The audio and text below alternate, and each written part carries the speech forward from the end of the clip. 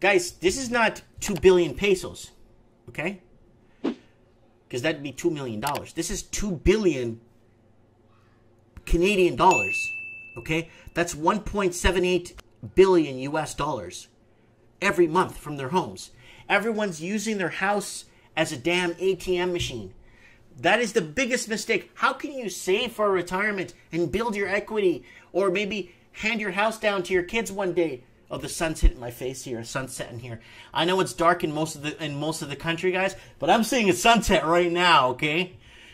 Anyways, that's the sun. See that? See that on my face? That's the sun setting outside. I can see it from right here.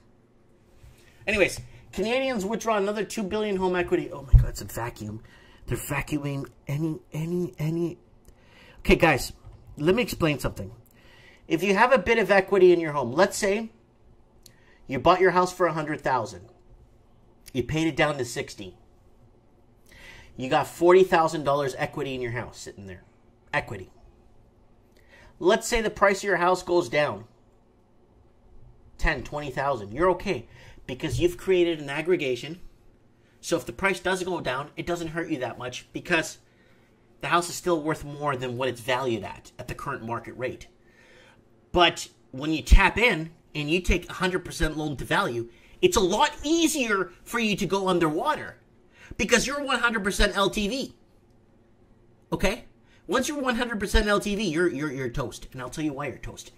Because the second that goes down 5% or 1%, even 2% down, you automatically owe more for your house than what it's realistically worth on the market. So today is a Miami show. We're going to get to Miami soon. Miami's crashing right now. Lots of foreclosures right now in Miami. So we're going to get to it soon in the show.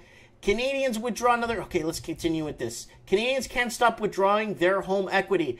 As analysis of filings from the Office of Superintendent Financial Institutions show, the balance of loans secured by residential real estate hitting a record in June. The outstanding balance was primarily driven by consumers such as HELOCs. HELOCs are like second mortgages, right? Some people call them lines of credit or whatever they want to call it. Meanwhile, business consumers are rapidly deleveraging those types of loans. Loans secured by residential real estate. Guys, just hear me out here, okay, please? This is not like... I just want to give you a good example of this. I just want to apply it, but it won't work on this, sorry. Let's keep going. Loans secured by residential real estate come in two flavors. Business and personal. Loans secured by residential real estate for businesses purposes are pretty routine.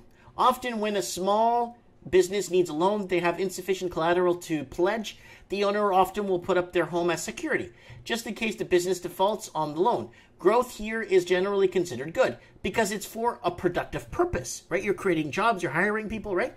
These people are borrowing to expand their business and make more money. This is the sign of confidence in the economy, and we would like to see it growth there. Loans secured by residential for non-business purposes is not so great. These are personal loans used to finance non-productive investments like new kitchen. A vast majority of these home equity lines of credit, HELOCs, that allow homes to be used like ATM. I always say ATM. Since they are mostly used for consumption, seeing growth in the segment can be bad. In addition to borrowing from income, growth problems can occur after a quick rise in prices. Any correction can leave these homeowners with less equity than they planned.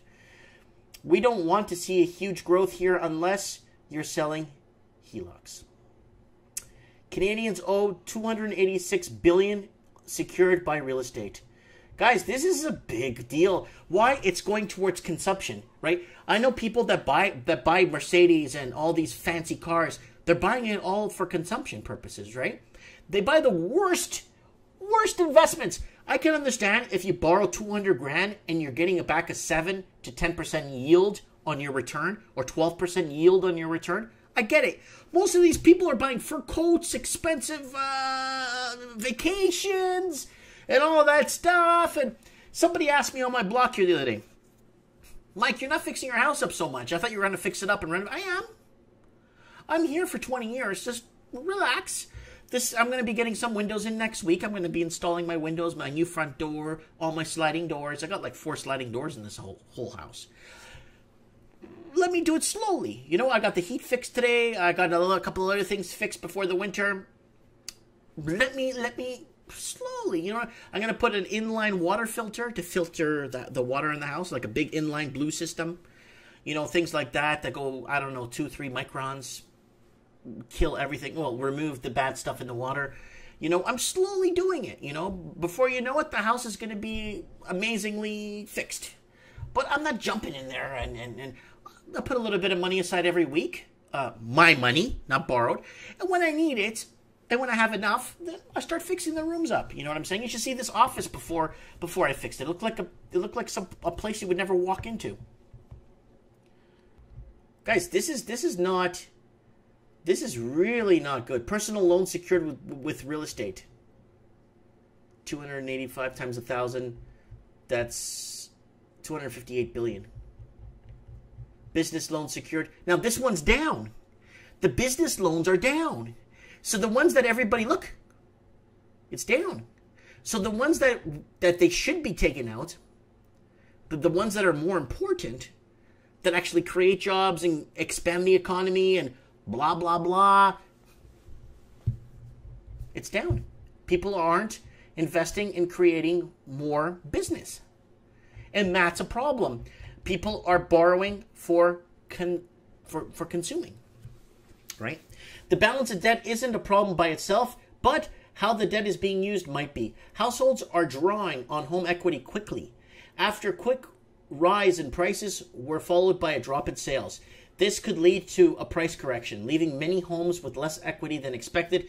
Meanwhile, businesses are using less of these loans, a sign of tapering confidence, declining signs of business confidence, and increasing consumer debt, all the while interest rates are climbing. This is a nightmare, people. This is a nightmare. It's an absolute nightmare. You know, and you know what really tees me off about this? What really, really upsets me is when you get those people walking around like they're the biggest thing to ever walk the earth. The ones that look at you from their car and say, "Pipe down, little man. You only exist out here because of me." You know, giving you that look. You exist out here because of me. And they're hundreds of thousands of dollars, millions in debt. But they walk around like they own the damn city.